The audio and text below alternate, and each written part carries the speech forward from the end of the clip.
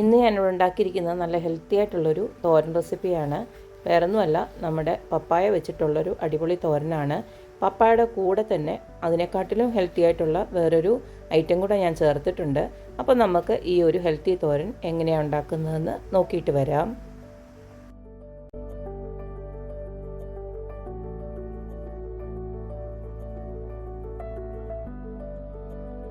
Healthy ആയിട്ടുള്ള പപ്പായ തോരൻ ഉണ്ടാക്കാനായിട്ട് നമ്മുടെ പച്ച പപ്പായ ഉണ്ടല്ലോ, അതായത് ഓമയ്ക്ക, അത് ഇതുപോലൊക്കെ ചെറുതായിട്ട് ഞാൻ നമ്മുടെ ചോപ്പറിനകത്തിട്ട് ഇതുപോലൊക്കെ ഒന്ന് അരിഞ്ഞെടുത്തിട്ടുണ്ട്.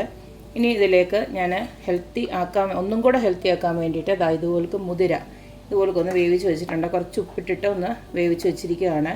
ഒരുപാടങ്ങ് വെന്ത് പോകരുത്. ഈ ഒരു രീതിയിൽ നമ്മൾ വേവിച്ചെടുക്കാവും. ഇനി ബാക്കി ഇതിനകത്ത് കിടന്നിട്ട് വെന്തോളും, നമ്മുടെ ഈ പപ്പായയുടെ കൂടെ കിടന്ന് വെന്തോളും. ഇതിലേക്ക് ഞാൻ 2 സവാള ഇതുപോലൊക്കെ അരിഞ്ഞ് വെച്ചിട്ടുണ്ട്. കടുക് വറുക്കാനായിട്ട് ഒരു 3 ഉണക്കമുളകും കുറച്ച് കറിവേപ്പില എടുത്ത് വെച്ചിട്ടുണ്ട്. ഇനി ഇതിനകത്തേക്ക് നമുക്കൊരു അരപ്പ് തയ്യാറാക്കാനുണ്ട്, അതൊന്ന് റെഡിയാക്കി വെക്കാം. അരപ്പ് തയ്യാറാക്കാനായിട്ട് ഇതുപോലൊക്കെ ഒരു മിക്സഡ് ജാറിലോട്ട് ഞാൻ കുറച്ച് തേങ്ങ എടുത്ത് വെച്ചിട്ടുണ്ട്. ഇതിലേക്ക് നമുക്ക് കുറച്ച് ക്യുമിൻ സീഡ്, അതായത് ചെറിയ ജീരകം, ഇതുപോലൊക്കെ ഒന്ന് ഇട്ട് കൊടുക്കുകയാണ്.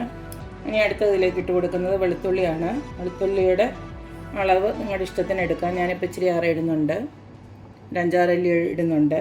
പിന്നെ അതുപോലെ ഇതിനകത്തേക്ക് ഞാൻ കാന്താരി മുളകാണ് അരയ്ക്കുന്നത്. നിങ്ങൾക്ക് പച്ചമുളകോ അല്ലെങ്കിൽ നമ്മുടെ ചുമന്ന മുളകുണ്ടല്ലോ, ഏത് വേണമെങ്കിലും നിങ്ങൾക്ക് അരയ്ക്കാം. ഇതിലേക്ക് ഞാൻ കുറച്ച് മഞ്ഞൾപ്പൊടി ഇട്ട് കൊടുക്കുന്നുണ്ട്, ഒരു 1/4 ടീസ്പൂണ്. ഇതെല്ലാം കൂടെ ചേർത്തിട്ട് നമുക്കിതൊന്ന് ചതച്ചെടുക്കാം. ഈ ചതച്ചത് ഞാൻ നമ്മുടെ അരിഞ്ഞു വെച്ചതിനകത്തോട്ട് ഇട്ട് കൊടുക്കുകയാണ്. ഇനി ഇതിലേക്ക് നമുക്ക് കുറച്ച് ഉപ്പൂടെ ചേർത്തിട്ട് ഇതൊന്ന് ഇളക്കി വെക്കാം. ഞാൻ ഓൾറെഡി മുതിരയ്ക്ക് ഉപ്പിട്ടാണ് വേവിച്ചേക്കുന്നത്, അതുകൊണ്ട് ഇപ്പോൾ ഒരു 1/2 ടീസ്പൂൺ ഉപ്പിട്ട് കൊടുക്കുന്നുള്ളൂ. ഇതൊന്ന് ഇളക്കിയൊന്ന് വെക്കാം. അപ്പോൾ തോരൻ ഉണ്ടാക്കാനായിട്ട് ഒരു പാനിലോട്ട് ഞാൻ കുറച്ച് വെളിച്ചെണ്ണയാണ് ഒഴിച്ചു കൊടുത്തിരിക്കുന്നത്. ഇതിലേക്ക് നമുക്ക് കടുക് ഇട്ടൊന്ന് പൊട്ടിക്കാം. കടുക് പൊട്ടി വരുമ്പോൾ കറിവേപ്പിലയും അതുപോലെ മുളക് കൂടി ഇട്ട് കൊടുക്കാം. ഇതിലേക്ക് ഉള്ളിയോട് ഇട്ട് കൊടുക്കുകയാണ്. ഇട്ട ഉള്ളിയൊക്കെ ഇതുപോലൊക്കെ ഒന്ന് വാടി വന്നിട്ടുണ്ട്. ഈ സമയം നമുക്ക് ഒരു ചേർത്ത് വെച്ചിരിക്കുന്ന കൂട്ടുണ്ടല്ലോ, അതങ്ങോട്ട് ഇട്ട് കൊടുക്കാം.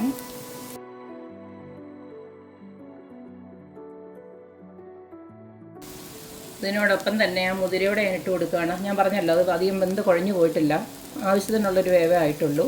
അപ്പോൾ ഇതിൻ്റെ കൂടെ ഉപ്പും എരിവും ഒക്കെ ഒന്ന് പിടിക്കാനായിട്ട് നമുക്കിതിൻ്റെ കൂടെ തന്നെ ഒന്ന് ഇട്ട് കൊടുക്കാം.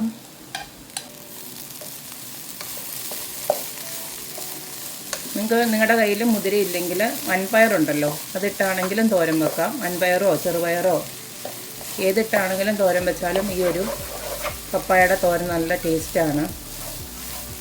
ഇതിപ്പോൾ ഈ മുതിര എന്ന് പറയുന്നത് തന്നെ നല്ല ഹെൽത്തി ആയിട്ടുള്ള സാധനമാണ്. അപ്പം പപ്പായയും ഇതും കൂടെ ചേർത്തിട്ടുള്ള ഒരു കോമ്പിനേഷൻ ആകുമ്പോൾ നല്ല ഹെൽത്തിയാണ്. ഈ പപ്പായയ്ക്ക് ഇത്തിരി ഒരു വേവുള്ളതാണ്, അതുകൊണ്ട് തന്നെ ഒരു പൊടിക്ക് വെള്ളമൊന്ന് ഒഴിച്ചു കൊടുക്കാം. അങ്ങനെ 2 ടേബിൾ സ്പൂണ് വെള്ളം ഇതുപോലൊക്കെ ഒന്ന് ഒഴിച്ചു കൊടുക്കുന്നുണ്ട്. എന്നിട്ട് നമുക്ക് ചെറിയ തീയിൽ അടച്ചു വെച്ചിട്ട് ഇതൊന്ന് വേവിച്ചെടുക്കാം. തീ നന്നായിട്ട് കുറച്ച് വെച്ചിട്ടുണ്ട്. ഇനി നമുക്കിത് അടച്ചു വെച്ച് വേവിച്ചെടുക്കാം. ഒരു 10 മിനിറ്റ് ഞാൻ ചെറിയ തീയിലിട്ട് അടച്ചു വെച്ച് വേവിച്ചെടുത്തു. അപ്പോൾ നമ്മുടെ അടിപൊളിയായിട്ടുള്ള ഹെൽത്തി ആയിട്ടുള്ള പപ്പായ തോരനോട് റെഡി ആയിട്ടുണ്ട്. പപ്പായയും മുതിരയും ചേർത്തിട്ടുള്ള തോരൻ നല്ല ടേസ്റ്റാണ് ഇങ്ങനെ ഉണ്ടാക്കുമ്പോൾ. ഇപ്പോൾ ആ മുതിരയാണെങ്കിൽ കറക്റ്റ് വേവുകയും ചെയ്തു. 1/4 വേവായ മുതിരയാണല്ലോ നമ്മൾ ഇട്ടത്, അപ്പം ഇതിൻ്റെ കൂടെ കിടന്ന് അതും നന്നായിട്ട് തന്നെ വെന്ത് കിട്ടിയിട്ടുണ്ട്. അപ്പോൾ എല്ലാവരും ഇതുപോലൊക്കെ ഒന്ന് വെച്ച് നോക്കുക. ഇത് നമ്മൾ ചോറിൻ്റെ ഒക്കെ കൂടെ നമുക്ക് നല്ല അടിപൊളി ഒരു സൈഡ് ഡിഷാണ്. ചിലരാണെങ്കിൽ ചിലർക്ക് ഇത് കഞ്ഞിയുടെ കൂടെ പോലും സൈഡ് ഡിഷായിട്ട് ഇത് കഴിക്കും. എങ്ങനെ കഴിച്ചാലും നല്ല ടേസ്റ്റാണ്. നമ്മൾ ചോറൊക്കെ കഴിക്കുമ്പോൾ ചോറ് കുറച്ചും ഈ തോരനൊക്കെ ഒരുപാട് ഇട്ടും കഴിച്ചു കഴിഞ്ഞാൽ വളരെ നല്ലതാണ്. അപ്പോൾ എല്ലാവരും ഇതുപോലൊക്കെ ഒന്ന് ട്രൈ ചെയ്ത് നോക്കുക, അഭിപ്രായങ്ങൾ അറിയിക്കുക. അപ്പോൾ എപ്പോഴും പറയുന്ന പോലെ തന്നെ എൻ്റെ റെസിപ്പീസ് ഇഷ്ടമുള്ള എല്ലാവരും please like, share and subscribe. അപ്പോൾ ഇനിയൊരു അടിപൊളി വീഡിയോ ആയിട്ട് വരുന്നവരേക്കും ബൈ.